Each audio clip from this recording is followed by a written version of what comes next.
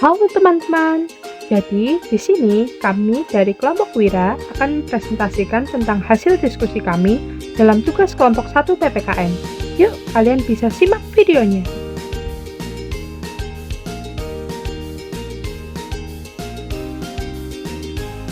Berikut adalah soal-soal yang bakal kami bahas jawabannya di sepanjang video.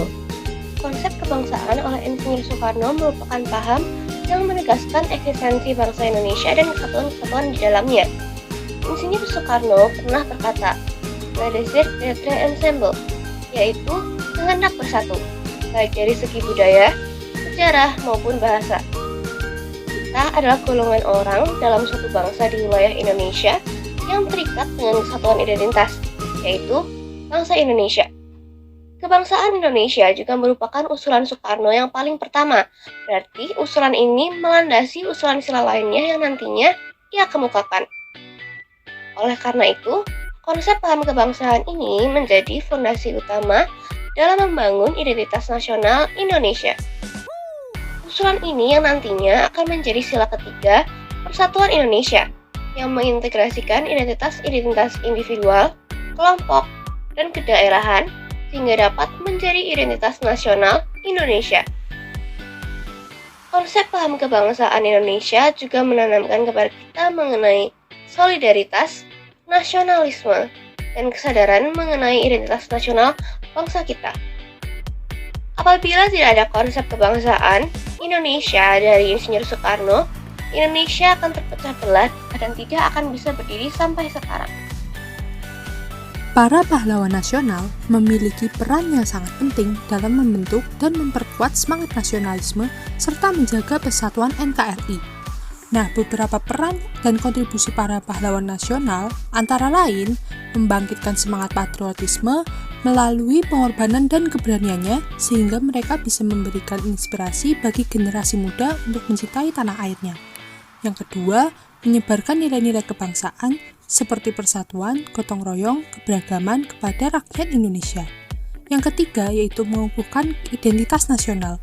Melalui perjuangan mereka, para pahlawan nasional telah membantu mengukuhkan identitas nasional Indonesia.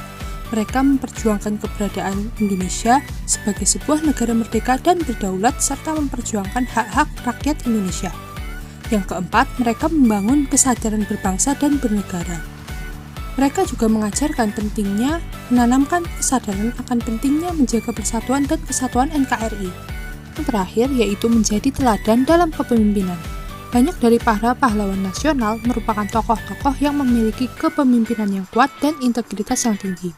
Mereka memberikan teladan bagi pemimpin masa kini untuk berjuang demi kepentingan bangsa dan negara.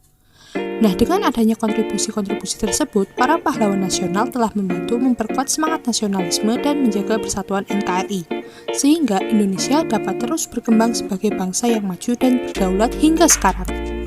Dampak globalisasi terhadap paham kebangsaan dan nasionalisme di Indonesia mencakup 1. Peningkatan kesadaran akan keberagaman budaya dan nilai-nilai global. Di sisi lain, hal ini sebenarnya dapat memperkuat identitas nasional dengan memahami dan merangkul perbedaan. Namun, di sisi lain, juga adanya pengaruh global juga bisa menimbulkan tantangan, seperti hilangnya aspek-aspek lokal dalam budaya dan nilai-nilai yang lebih global mendominasi. Yang kedua, membuka akses terhadap budaya dan juga ide-ide gagasan yang kita buat. Yang ketiga, menimbulkan tantangan terhadap identitas nasional karena adanya pengaruh asing. Contoh tantangannya yaitu adopsi budaya populer asing, seperti contohnya gaya hidup, musik, atau pakaian yang dapat mempengaruhi cara orang Indonesia mengekspresikan identitas mereka sendiri. Modernisasi di Indonesia dapat memberikan dampak terhadap paham kebangsaan dan nasionalisme dengan cara 1. Mempercepat perkembangan ekonomi, teknologi, dan infrastruktur dengan cara yang pertama, investasi infrastruktur. Meningkatkan investasi dalam proyek-proyek infrastruktur kunci seperti jalan, jembatan, pelabuhan, dan bandara untuk memperbaiki konektivitas dan mendukung pertumbuhan ekonomi. Yang kedua, pemberian insentif pajak. Menyediakan insentif pajak bagi perusahaan yang berkontribusi pada pengembangan teknologi dan infrastruktur. Mendorong inovasi dan memacu pertumbuhan ekonomi. Yang ketiga, pendidikan dan pelatihan, menyempurnakan sistem pendidikan dan pelatihan untuk memastikan bahwa tenaga kerja memiliki keterampilan yang sesuai dengan tuntutan teknologi modern yang dapat mendukung sektor ekonomi yang berkembang. Kedua, perubahan sosial dan nilai-nilai. Nomor 3, menciptakan kesenjangan antara perkembangan urban dan rural. Menciptakan kesenjangan antara perkembangan urban dan rural berarti bahwa terdapat perbedaan yang signifikan dalam tingkat pembangunan dan kemajuan antara wilayah perkotaan, urban, dan pedesaan, rural. Ketika kesenjangan semakin besar, perkotaan cenderung mengalami pertumbuhan ekonomi, akses terhadap layanan kesehatan, dan pendidikan yang lebih baik, serta infrastruktur yang lebih maju dibandingkan dengan wilayah pedesaan. Nomor 4, mempengaruhi cara masyarakat memandang identitas nasional. Yang pertama, pengaruh media. Media modern seperti televisi, internet, dan media sosial dapat memperkenalkan nilai-nilai dan budaya global yang dapat mempengaruhi persepsi masyarakat terhadap identitas nasional mereka. Kedua, mobilitas sosial dan geografis. Perubahan dalam mobilitas sosial dan geografis termasuk urbanisasi dapat membawa masyarakat lebih dekat dengan pengalaman dan perspektif yang lebih luas yang mungkin mempengaruhi cara mereka melihat identitas sosial. Yang ketiga, pengaruh budaya populer asing. Adopsi budaya populer asing seperti musik dan gaya hidup dapat menambah kemasyarakatan dan membentuk preferensi yang mungkin berbeda dari nilai-nilai tradisional yang terkait dengan identitas sosial. Untuk menjaga kedaulatan budaya dan identitas sosial, langkah-langkah seperti mendukung pendidikan budaya, mempromosikan seni dan tradisional lokal, serta melibatkan komunitas dalam pengambilan keputusan dapat diambil. Perlindungan terhadap warisan budaya dan promosi dialog antar budaya juga penting. Persatuan bangsa merupakan syarat mutlak bagi kejayaan Indonesia. Luasnya wilayah NKRI menyebabkan terciptanya keberagaman suku, etnik, budaya, agama, serta karakteristik dan keunikan di setiap wilayahnya. Jika masyarakat tidak bisa menyikapi perbedaan tersebut, hal ini sangat rentan akan terjadinya perpecahan dan konflik. Selain itu juga dapat memungkinkan timbul ancaman, tantangan, hambatan, dan gangguan terhadap kesatuan negara Indonesia. Karena itu, sangat diperlukan rasa persatuan dan kesatuan yang tertanam di setiap warga negara Indonesia dan wajib untuk diimplementasikan dalam kehidupan sehari-hari. Tentunya, peran masyarakat dalam menjaga keutuhan NKRI sangatlah penting. Masyarakat memiliki tanggung jawab untuk menjaga persatuan dan kesatuan negara dengan berbagai tindakan konkret seperti meningkatkan kesadaran akan pentingnya persatuan dan kesatuan melalui penyuluhan dan pendidikan, menghargai keragaman budaya dan menjunjung tinggi nilai-nilai kebinekaan, berpartisipasi dalam kegiatan gotong royong, dan membangun hubungan harmonis antar etnis, agama, dan budaya. Menolak serta melawan segala bentuk radikalisme, intoleransi, dan separatisme. Dan juga menjunjung tinggi nilai-nilai demokrasi dan keadilan dalam kehidupan sehari-hari. Contoh konkret dari tindakan masyarakat yang mendukung semangat persatuan dan kesatuan meliputi mengikuti kegiatan gotong royong seperti membersihkan lingkungan, memperbaiki infrastruktur bersama-sama dengan tetangga, kemudian menghadiri acara keagamaan atau budaya yang diadakan oleh berbagai komunitas untuk memperkuat hubungan antar warga. Kemudian menjadi relawan dalam program-program kemanusiaan yang bertujuan untuk membantu sesama tanpa memandang latar belakang. Mengorganisir dialog lintas agama atau budaya untuk memperdalam pemahaman antar warga tentang perbedaan dan persamaan. Dan yang terakhir, kita dapat melibatkan diri dalam diskusi dan kegiatan politik yang bertujuan untuk memperkuat sistem demokrasi dan memperjuangkan keadilan sosial bagi semua warga negara. Sekian pemaparan diskusi kami. Apakah ada yang ingin ditanyakan?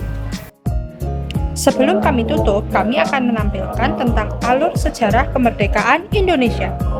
Yuk, kita simak bareng-bareng. Sejarah perjuangan bangsa Indonesia untuk meraih kemerdekaan dipenuhi lika-liku dan pertumpahan darah.